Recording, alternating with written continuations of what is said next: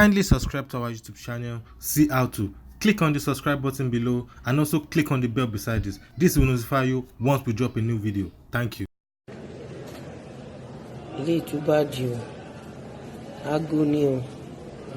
This is wristwatch. Hey God, this wristwatch is shawarma. Look at full diamond. Wow. God punish poverty.